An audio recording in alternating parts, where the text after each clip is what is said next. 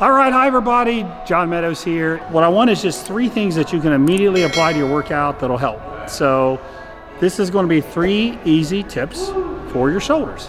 Number 1, and I have absolutely 0 scientific evidence to back this up. One of the things that I learned many, many years ago was rear delts are extremely overlooked, but they're very important. You know, I would see all these guys in the bodybuilding world, I would see all these guys with what we would call slope shoulders. So that meant standing to the side, they had this kind of big front delt, but then it sloped off to the back. They didn't have that kind of cannonball rear delt. And, you know, I was doing all the classic, you know, sets of 8, sets of 10 on my rear delts, and they just really suffered. They just didn't look very good. And eventually I had a guy who taught me that, you know, well, he wanted me to do higher reps. He had me do sets of 30 and above. So I started incorporating high rep sets for my rear delts. Bam, I'm talking like within a couple months, they look totally different.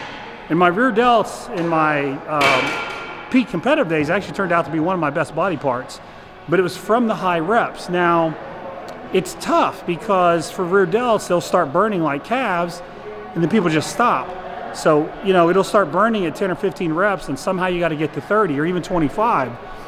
But what I would say is whether you're doing a dumbbell bent over fly, a reverse pec deck, or if you're doing rows for your rear delts like everybody's doing nowadays, do high reps and you'll see what I mean.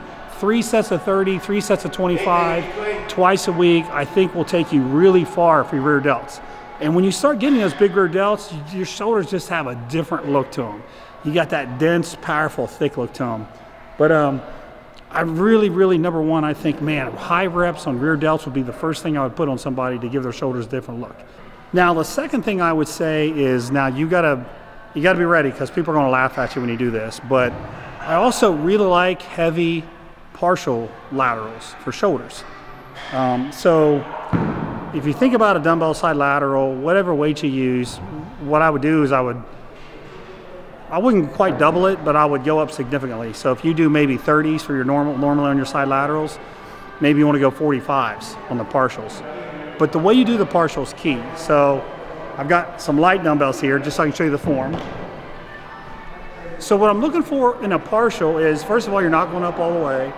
I don't want your arms to be locked. I don't want you to hurt your elbows. So a little bit of bend, and you're just coming up about 6 inches right here. Now, it looks easy like this, but imagine if you're using 15, 20 pounds more than you normally use. And that's only the first part of it. The second part of it is you got to do high reps again. So you're going to use high reps for a partial. And again, that burn is going to be insane. So you're just going to start burning at 10, 12 reps, and you just got to keep going. Sometimes I just drop my head back and just fight through the pain.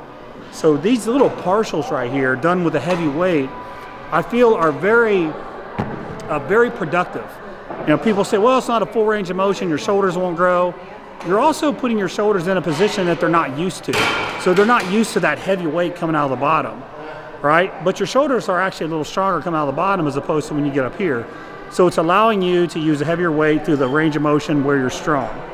Now, I wouldn't just do partials. I would still do full range of motion side laterals as well. But if you add the heavy partials to your plan, and I get messages every day on how these are changing people's shoulders. Every single day I get messages, oh, I love these, my shoulders look so different. So just give these a try before you laugh at them. And again, when you're at the gym doing these, people are going to laugh at you, but don't worry about it. You're going to get very good results from these. 3 sets of like 25 twice a week, and you'll be good to go. So give that a shot. That makes a big difference, and it's very simple. Okay, the third tip is more about joint health and flexibility. I feel like shoulders, that's a muscle group or a joint, the shoulder joint itself, gets injured very easily. So anything you can do to keep your shoulders healthy is going to be very productive to have shoulders. Like a lot of guys I know, they had big shoulders at one time, but then they got injured, they had surgeries. So they really struggle with shoulders now. So we want to get ahead of the curve. We want your shoulders to be healthy. And one of the things that really, I believe, has benefited myself and some people I work with is just keeping your shoulders flexible. So I do over and backs. What I do is I grab a band like this, and I simply go over and back. So just like this. All the way over, all the way back. Now the band is cool because you can make it harder. Like if I move my grip out, it gets easier. But if I move my grip in, now it's harder. And the band moves, so you can kind of work with your range of motion. But if you just work to get a little bit more flexible, more and more flexible, your shoulder tissue moves better, your external rotators are better. So this, if you would incorporate these, I like to do 10 reps over and back, so over and back is 1 rep. When I like to really put it in is when my shoulders are really pumped and stiff. So let's say you're doing some of these high reps I've been talking about in exercise number 1 and 2. Stick in a couple sets between, well, stick in a set in between a couple sets of those, of these, and your back will actually be, or your shoulders will actually burn even worse. So just like this, keeps your shoulders flexible, makes a big difference. Anytime I have my shoulders are start to get a little beat up, I do these, and I actually do spider crawls. You guys have seen me do the spider crawls before. But again, simple, easy, something you can incorporate into your workout right now.